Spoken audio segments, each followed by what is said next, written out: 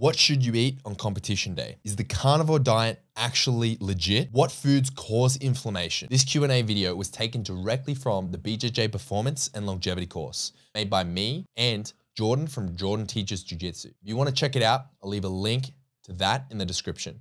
Will eating frequent smaller meals throughout the day increase my metabolic rate? No. Increasing meal frequency does not appear to enhance any diet-induced thermogenesis or total energy expenditure or your metabolic rate. Does increasing meal frequency help with hunger? Yes, increasing meal frequency does actually appear to help decrease hunger and improve your appetite control overall, particularly during a cutting phase. However, if you're doing any sort of intermittent fasting, that can also help you achieve the same sort of effect. The difference between the two is if you've already broken your fast, it's best practice to split your meals out into smaller portions, distributed evenly throughout your feeding window. Will spreading protein out throughout the day assist with cutting?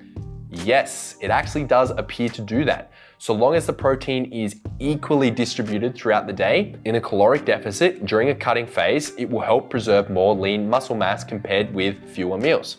Does intermittent fasting help you lose weight? I mentioned this further in the intermittent fasting section of the course, which is in the section called When to Eat.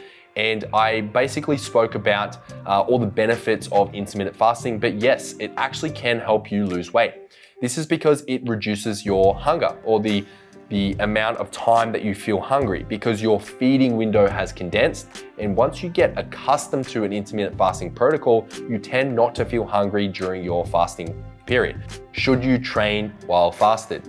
Training while in a fasted state will reduce your performance, particularly if we're talking about strength-based activities or even jiu-jitsu, because jiu-jitsu or grappling or any combat sport falls in this weird subcategory where it incorporates a lot of explosive movements, a lot of like strength-based movements, but it also includes a lot of cardio as well. So your performance will reduce for most people if you train in a fasted state. And that performance reduction will depend on how adapted you are to training in a fasted state. However, I will mention that if you've been fasting, for example, for around about 15 hours or so, and you go do aerobic cardio, it will actually help to increase the amount of fat that you burn because your body has less glycogen stores readily available for the exercise output. Is it realistic to bulk while training jiu-jitsu? Absolutely. Depends what you mean by realistic. Is it easy? Not necessarily, depending on how aggressive your bulk is, but an effective bulk requires good goal setting, correct macronutrient split, and realistically, it just requires effective calorie management and meal timings. Those are the biggest two. In reality, in order to gain weight, you must be eating in a calorie surplus. You need to be eating more calories than you're burning, or a greater number of calories than your TDEE. In theory, you can bulk by just smashing McDonald's, KFC, and Nando's and all sorts of trash food, but your performance will suffer because you're going to cause a lot of inflammation throughout the body. If you're struggling with the volume of food required to have a healthier bulk, then I recommend utilizing different strategies to select very calorically dense foods and consume liquid calories as well. It's an excellent way to increase your calories and make your bulk feel easier. What should I eat on competition day? I'd eat as you normally eat on every training day, provided that you're following some form of structured nutrition plan or some form of least considered eating based on the principles outlined in this course. There are some things to avoid though on competition day. I'd avoid introducing any new supplements. Like if you don't normally train with caffeine, don't just all of a sudden start supplementing with caffeine, take your buddy's pre-workout or something dumb like that.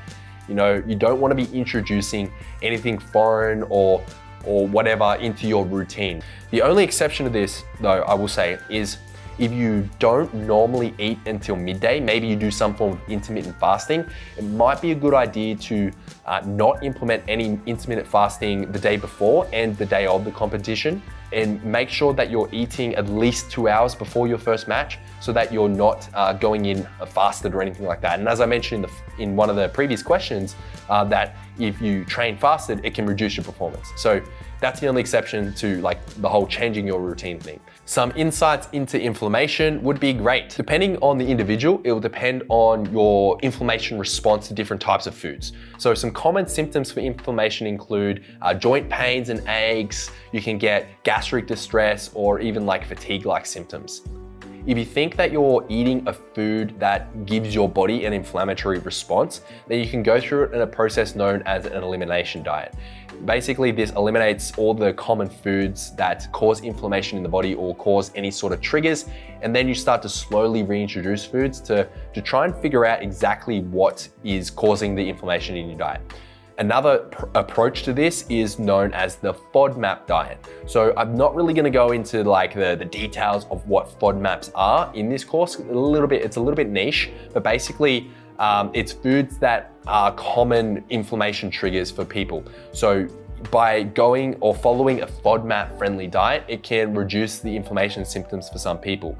The only way to really know if it works for you is to check it out. I do talk about different sources of foods that I recommend in the what to eat section, so you can check that out for other food recommendations. And another way to reduce inflammation for some people is intermittent fasting, and I talk about that in detail in the when to eat section of the course. So refresh yourself with those sections if you want to learn more. There are some general foods that you should avoid for their inflammatory nature, if you will. So I'm just gonna list out a couple of inflammatory foods that are pretty much well known for most people, and those are refined carbohydrates. So here we're talking about things like white bread, pastries, that sort of stuff. Fried foods, so fast foods, definitely cause inflammation.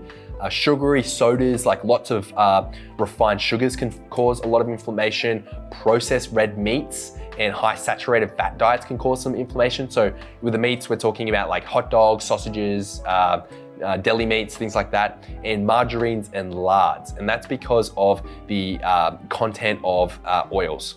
So a lot of rancid oils can cause a lot of inflammation as well. So we're talking vegetable oils and things like that. On the flip side of that though, I'm just gonna quickly talk about some anti-inflammatory foods as well. Some anti-inflammatory foods are tomatoes, olive oils, leafy green vegetables like spinach, stuff like that, nuts like almonds and walnuts, fatty fish, fruits, particularly blueberries, cherries, even oranges can be pretty anti-inflammatory. So check those out in terms of anti-inflammatory foods. As far as anti-inflammatory supplements go, omega-3 supplements like omega-3 fish oils, krill oils, or there are plenty of vegan alternatives as well if you are plant-based. Curcumin, a common source of curcumin supplementation, which you may have heard of, is turmeric. So you can get that in like a powdered form. Resveratrol is another common anti-inflammatory supplement, spirulina, and vitamin D as well. Vitamin D, which I do cover in the supplement section of this course, so refer to that to learn more. How does hormone production relate to food? Nutrition and lifestyle play a massive role in hormone production. Specifically, I want to take this opportunity to talk about testosterone production. Most guys, particularly when it comes to athletic performance, when we're talking about hormone production, most of the time we're gravitating toward testosterone. Testosterone is the principal male sex hormone. When testosterone enters an androgen receptor of a muscle cell, it's one of the triggers of muscle protein synthesis.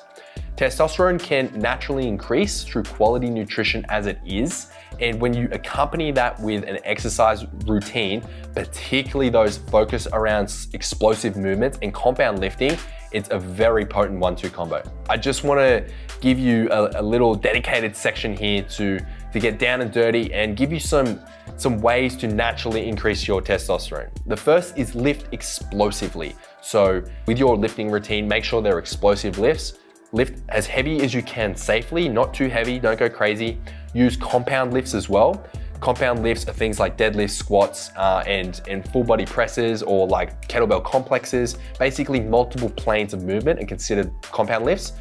Understanding the difference between high and total testosterone and high bioavailable testosterone is also important. This is more relevant if you get your testosterone bloods done. So if you decide to do that, just do a little bit of digging into the difference between your bioavailable T and your total T.